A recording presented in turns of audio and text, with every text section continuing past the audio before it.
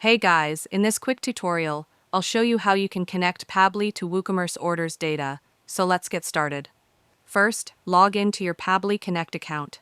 If you don't have one, you can create it for free. Once you're inside the dashboard, click on Create Workflow and give it a name like Woocommerce to Pabbly integration. This will set the foundation for your automation. Then, choose Woocommerce as your trigger application and select the trigger event new order created. At this point, Pabbly Connect will generate a webhook URL. Copy this URL and head over to your WordPress dashboard. From there, go to Woocommerce Settings, then Advanced, then Webhooks, add a new webhook, paste the URL, and save the changes. This connects Woocommerce with Pabbly. After that, place a test order on your Woocommerce store to make sure the integration is working. Go back to your Pabbly dashboard and click Capture Webhook Response.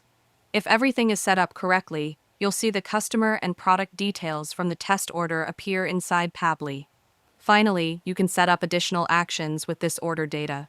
For example, you can create customer contacts in your CRM, or even send WhatsApp notifications with order details.